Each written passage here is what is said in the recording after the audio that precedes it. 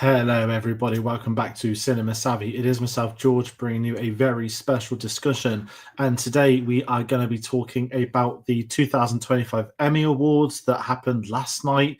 It's been a huge talking point of the day already. There's been various winners from different genres, records being broken, and so much more. And I'm going to be giving my thoughts on the winners of the night. I have not been able to watch the ceremony. It's not broadcast here in the UK for people that didn't know that. And I'm going to be going through, as we've done with some of the other awards over the years, my thoughts on some of the winners, things I maybe haven't seen, things I have, maybe stuff I really disagree with, things I obviously agree with. So I'm excited to talk about that in a little bit more detail. As always, with award stuff such as this, I do want to hear from people watching at home. So please do comment with your thoughts on the Emmys. Did you feel like anything was robbed? Did you not? Do you not care at all? That's absolutely fair as well. So I'm going to be doing my best to talk about all of these. And as I said already, as a placeholder, I've not seen all of these shows. Some of these shows haven't even broadcast here in England. I know there's other means to watch them, but it's quite embarrassing when we get to one of the real big winners of the night. So I'll be talking about that in a little bit more detail later on. But I do think with the videos such as this, where it's going to be me waffling on more than anything else, I think it's best we sort of get cracking. So what I've done, for people that are watching that may be curious, I have split up my schedule into different, I guess, genres of awards. And I am going to add, these are last night's awards. I'm not going through everything. I know there was a ceremony last week as well where a lot more technical awards were handed out. Would be here for hours if I was going through absolutely everything. But we are doing the core awards from last night's ceremony. And I don't even have any comments on the host because I've not seen clips that have gone around yet, bar a couple of little things. So I'm going into this pretty clean. And whilst I've looked at some of the winners today, I haven't really sat there, gone through everything as such. So some of this may be first time looking at these, thinking at these since the night of the nominations. I've seen a couple more of these shows as well. It is worth adding, not all of them, two of which I probably should have, which I don't think will drag this down. But yeah, let's start going for it. So I'm going to whiz through the ones that I don't think there's much to talk about. Reality competition program has been won by The Traitors. That's totally understandable. It's still weird to think of The Traitors and see the American version, not the UK one, but that's how it is. Variety Live Special was won by SNL 50, the anniversary special. Totally unsurprising that SNL would win that for the anniversary year, particularly with the history and prestige of what they did with that TV broadcast and the people that were involved on that show. So that makes absolute sense. Writing for a variety series was won by Last Week's Night with John Oliver, which is great because he's my favorite of the talk show host in terms of the TV series. But more interestingly, he also obviously won scripted variety series. But the big discussion point with this is the Talk Series Award, which has been won by The Late Show of Stephen Colbert. Obviously, I can't get into politics too much on this channel. Stephen Colbert's show has obviously been cancelled. And it's going to be coming to an end next year, I think, or in the coming months. Obviously, whilst it has not been confirmed outright, there is a lot of political goings on in regards to some of the coverage he put out that certain governments did not agree with, that are involved, that to authorize the takeover of the merger between Skydance and Paramount, I believe. Skydance and Paramount. Obviously, there's now talk this week in a separate conversation of Paramount looking to buy Warner Brothers, which would be quite something. So it's a weird one. I'm happy for Stephen Colbert, but my thoughts on the cancellation, I think it's incredibly embarrassing when the most viewed talk show host in regards to viewing figures, audience figures, is being cancelled. You can't even hide the political angle within that. I know they'll say the show operates at a loss, but guess what? They all will be. I just thought it was strange, and it's great for Colbert to win that award. The people that didn't win was Jimmy Kimmel Live and The Daily Show, for those that were curious about the other two. Much prefer Kimmel to Fallon. That's my only comments on that. But I guess now we're going to get to the core thing. So I'm splitting the rest of this video in three. I'm going to be talking about limited or anthology series. I'm going to go through all of the awards for that. I'm then going to be talking about comedy, going through all of the awards for that. And then I'm going to be going through drama, going through it. And I've tried to structure them. I've took all the winners. I've got all the nominees. And I've formatted it in a way that will be repetitive. So I'll talk about the writing. Sorry, in order, I think it's going to go like directing, supporting actors, lead actors, writing, then best series. So I'm going to go through each of these. Obviously, there were some heavyweights that won a lot of these. and that's where I'm going to kickstart directing for a limited anthology series. Was won by Philip Barantini for Adolescence. I'm just going to say it. He follows us on Twitter. He did Boiling Point, which was magnificent a couple of years ago. We covered that London Film Festival. And it's safe to say that he was the country mile favourite to win this. Now, I haven't seen Adolescence as such. I obviously know the story and the concept of what it's about. I know a lot of people have seen it. I know it's going to be played in schools here in the UK, which is very important for them to do so. And I do like a good long tracking shot type series. Now, I can't sit here and say, does he deserve all of all the others? Because I've not seen the series. I don't know, but I'm not surprised. I think, obviously, when we talk about the anthology and the limited stuff, there were two heavyweights this year that were really going for everything. Because next up, we're going to talk about supporting actress in a limited or anthology series, which was won by Erin Doherty, also from Adolescence. Again, can't comment too much on that. It was expected.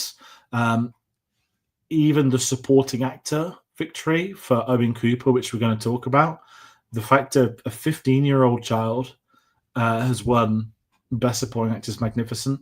Fair play to him and for the voters for thinking it's best. I don't think age should be a problem with this, and it's something I've got a real big problem with the Oscars for. Is whenever you watch an Oscar ceremony, every 2 years or every 3 years, there's a clear person who should absolutely be winning the award, and he doesn't win it. And it's because they basically say, yeah, well, he was great, but guess what? There's a career Oscar coming for this person who doesn't deserve it, but gave a great career. And too many times more than not, that goes the wrong way. So I'm always appreciative of performances being given out for those that deserve it. And that's more of an Oscar discussion than an Emmy one. But it's just refreshing to see someone winning it because they gave the best performance, not because they had a better career and at this point in time they haven't had recognition elsewhere. It should go to the best, but it never does. And I'm going to sort of segue as looking at the lead roles as well. Lead actress in limited anthology series was won by Kristen Milotti for The Penguin, which is amazing. I know The Penguin sort of entered as one of the heavyweights for the Emmys. Obviously, you think it finished, I think, last October time. It was a great series, a phenomenal series, and I know the Batman Part 2 is going to be filming soon. Kristen Milotti's performance was one of the best things in that. I know it had a great, it's one of the best miniseries of the year, but because it picked up so much momentum in the earlier award season, I'm talking like it won the Golden Globes, it was winning other stuff. I'm not surprised it didn't win the Emmys tonight because Adolescence, not because it's newer, it seems to have had more of an impact. And I think a lot of these awards voters would have been thinking about that more recently than The Penguin, which does have an impact on what is being voted for. I'm delighted for Kristen Milotti. She was amazing in that series. I'm glad she got the recognition through this as well. And then we've also got to talk about the lead actor in limited anthology series, which was obviously won by Stephen Graham for Adolescence, which is amazing. Again, see Stephen Graham getting some recognition. I personally thought it was a big surprise he won over Colin Farrell. I thought Colin Farrell might have had this in the bag, that Penguin would take the two leading ones, and that Adolescence would sweep up the supportings and the other technicals, because Adolescence has also won writing for a limited or anthology series, Stephen Graham and Jack Thorne for that. So Stephen Graham picks up 2 Emmys on the night, and as expected, best limited anthology series was won by Adolescence. So the takeaway for that is that I need to watch Adolescence. I think it's 4 episodes long. Again, I know the subject matter and the discussion around it, and that's important. I will get around to it at one point.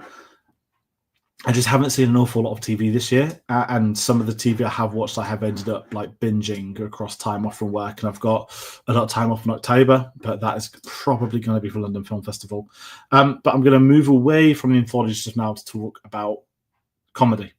And the Golden Globe gets it wrong by having musicals with comedies. Obviously, you don't really get musical TV series, but I've always much preferred how the Emmy approaches comedy compared to the Golden Globes. However, The Bear is not a comedy and should not be in this, and I guess that has to be said every year. Now, I've not seen the 4th season. I know this is season 3 that classifies into this run, which has been controversial to some. I really like season 3. I just don't think it was as good as 1 or 2. But I did binge The Studio early this year, which we'll be talking a lot about in the next couple of minutes. So we'll talk about some award winners. Best directing for a comedy series was won by Seth Rogen for The Studio. Fair play. Supporting actress in a comedy series was won by Hannah Einbinder for Hacks, who gave a phenomenal speech that I recommend everybody seeks out.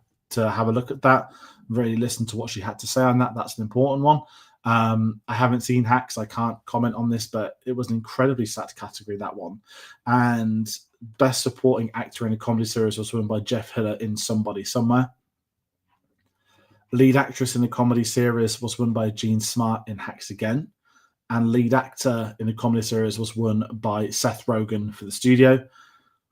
Writing for a Comedy Series was won by Seth Rogen again, third time. Also Evan Goldberg, Peter Hoyk, Alex Gregory, and Frida Perez. And to bring it home, Best Comedy Series was won by The Studio. And the talking point of this for me is not just a recommendation on The Studio. I got around to it a couple of months later than all the others. I thought The Studio was one of the best shows of this year, not just as a comedy. It worked phenomenally as a satire. And I think it's the kind of show that we really needed. That there hasn't been that many satires about Hollywood. And Seth Rogen perfectly gets it. Basing certain characters off certain real life people, the concept of the studio, looking into the modern day studio system and how the quality of film has deteriorated in advantage of them seeking, but essentially making quick money over art. It presents that logic of what happens if a person who wants to be known for the arts ends up having to run a corporate studio. It poses that question. And it has a phenomenal ensemble cast to go along with it. It's once again Apple backing them. I know Scorsese didn't win the guest appearance last week. I know that went to Bryan Cranston from the same series, but that the people they were able to get cameos for, and not just cameos for the sake of it, but it reminded me of Curb Your Enthusiasm. The butt of the joke of every episode was Seth Rogen. But if you actually look at every episode itself, Seth Rogen isn't actually ever in the wrong. The core of the story, you could look at it being that Seth Rogen tends to be right, but unfortunately the job and the circumstances and other people around him end up making him look like he is in the wrong. And that's kind of what Curb Your Enthusiasm is. The logic of Curb Your Enthusiasm is that Larry David is never ever wrong, but because of how his attitude and how he is of people and what he's willing to speak, that's why he becomes the butt of all the jokes. And I really recommend The Studio if you haven't seen it. I'm not surprised it's won this many, and I guess you have to credit Seth Rogen for winning 4 Emmys in one night. I read that's a record. I think, and it's tricky to compare comedy to drama and whatnot. I think The Studio or Adolescence picked up the most on the night overall, as in across both ceremonies. But I can't wait to see what they do with season 2. Will it be as good as season 1? I don't know, but I loved it. I'd actually rewatch it in a heartbeat. It's just one of them shows that was just outstanding. And I think the people that are into film, if you're someone that's watching this channel or watching this video, this is the series that would appeal to you. You're not going to be in the algorithms for film and TV stuff if you don't know much about this. So I really recommend The Studio from that side of things too. And that's kind of where I'm going to lean out from talking about, I guess we can say, the comedy stuff, because we're going to go into drama now, which is where it gets very different. And also shout out for comedy stuff. What We Do in the Shadows had its final season and got a nomination, which is lovely to see. But again, I'm not surprised by The Studio. Directing for a drama series was won by Adam Randall for his work on Slow Horses. Slow Horses is a show that I've binged earlier this year. I love Slow Horses. I think it's it's another Apple series we're going to be praising. It's well worth a watch. Season 5 starts airing very soon. I don't know when the review embargo lifts on that, but it's going to be episodic and weekly. Obviously, Gary Oldman, one of the great British actors of all time, is the lead in the series, and it's phenomenal. I am curious to know what happens next. I know that the books are still being written as well, but I'm glad to see Slow Horses got some recognition. I always wondered if it would be one of them shows that feels like a Better Call Saul, where it's sort of always the bride. Always the bridesmaid, or whatever that saying is. But I'm glad that Slow Horses has picked up a win here, even though I do disagree. For a certain science fiction series, it should have won Best Directing for an episode, but we'll get to that. Supporting Actress was won by Kathleen Aneza for The Pits. Supporting Actor was won by Tremel Tillman for Severance, who was amazing in Severance Season 2. I'm so glad he won this. Not that it discredits any of the other nominees, but I'd have been very disappointed if he hadn't won this. and somebody else from Severance had. I thought he was the best of the group in season 2, if I'm totally honest with you. And I think he's got real great charisma. I love him in the role that he's in. And obviously, it's even funnier watching it for the first time for me after Mission Impossible. Lead actress in a drama series was won by Britt Lower, also in Severance. Can't complain about that. I thought Britt Lower was amazing in the series. I just spoke very well about Trammell Tillman. I do think Britt Lowe is kind of the heart of the show. That I love Adam Scott. Ever since Parks and Rec, I've always got that, not typecast for me, but Adam Scott will always be from Parks. He's not been typecast like anything from The Office, but I just can't see anyone else but Ben. And it makes it great for Severance, because I kind of think he's a bit like Ben as well, but I've really struggled with other things, and it's not because I'm for comedy, because there's actually some weird dynamic that correlates with Severance and Parks and Rec. I do not know why, but there is something about it that links more than the actor. But he's still phenomenal in Severance. I'm not hiding that at all. But Britt Lower is a worthy winner. And I'm glad to see it. And she gave a great speech where, if you look on the outside of her note, she makes a comment about the show as well. And lead actor in a drama series was won by Noah Weil for The Pit. I'll talk about The Pit in a little bit of time. But before I talk about that, I'm going to talk about the winner for Best Writing for a Drama Series, which was won by Dan Gilroy for Andor, specifically episode 9 of season 2, which I'll be totally honest with the Andor Emmy stuff. I woke up this morning, I think my alarm, well, it was before my alarm. I woke up at like 5 to 6, just curiously went on Twitter, and straight up was the Andor Twitter account. Like, we've won 5 Emmys, including Best Writing. And I wanted to see, okay, did they manage, is this tweet from a few hours ago? Did this win anything else in the night? This is the only award it won last night, which is understandable. Now, I haven't seen what won Best Drama, which we'll get to. But in regards to Andor's recognition, absolutely, I'm glad its writing has been rewarded. And I guess the right term is not rewarded, because it sounds like they wanted to make it something. But the writing has been, I think, the defining factor of a great show. And that sounds like I'm downplaying other things. I'm not. But when people have spoken, they've raved about this, more often than not, it's been the writing. Obviously, with great writing comes great performances, comes phenomenal sets, design, stories, directing, episodes itself, 3-episode arcs. But the actual writing of that, and maybe as a Star Wars fan, because there's been so much discussion over the decades about quote-unquote weak writing, poor writing, whatever people have wanted to throw at it for the years. It goes back to even actors filming it in 1976. To see Star Wars get rewarded for writing in the decades gone by, for giving us essentially one of the parallels of today, yet this series was written several years ago that couldn't plan what was going to happen this year more than any. The fact that Tony Gilroy, we know, has been spoken about as a student of history.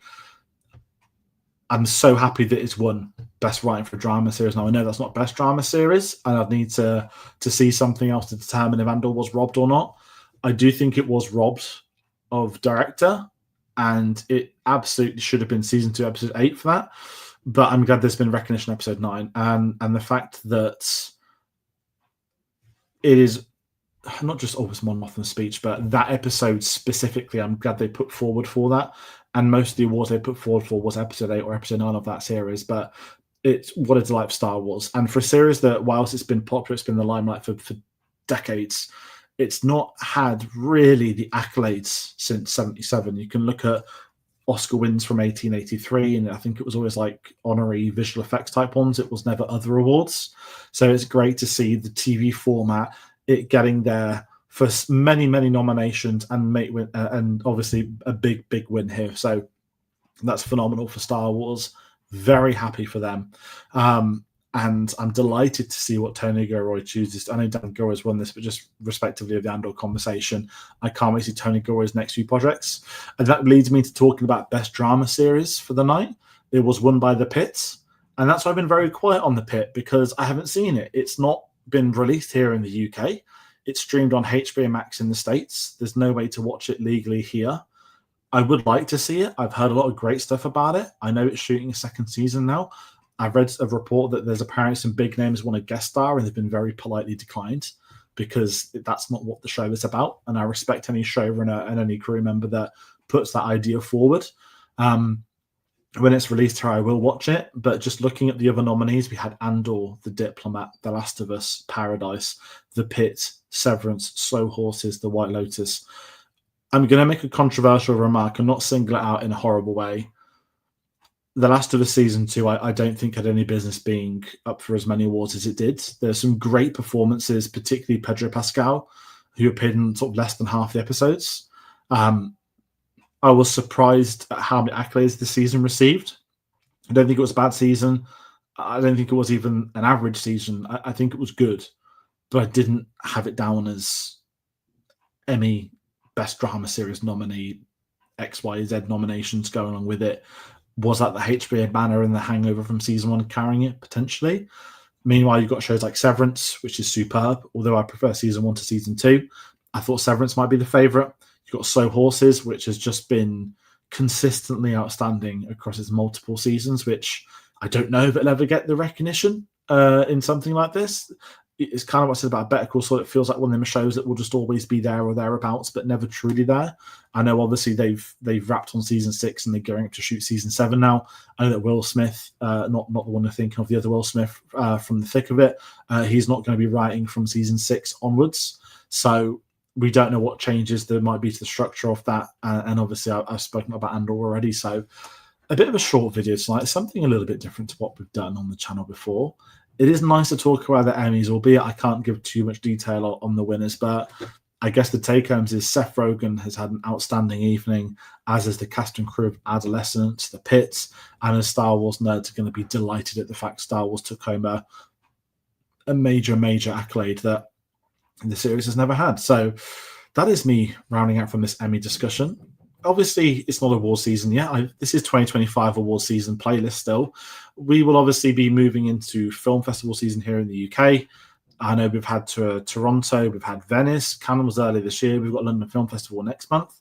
We'll be covering as much as we can from that event, and that's going to gear us into award season heading into February, March time next year. So we're going to be getting back into the groove of this. The blockbusters are going to be slowing down.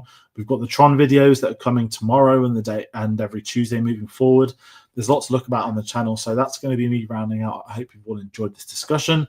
Do comment your thoughts on the Emmys, shows you recommend, shows you don't, and I'll take a look and reply to those. So once again, thank you all so much for watching, and I'll see you on the next one.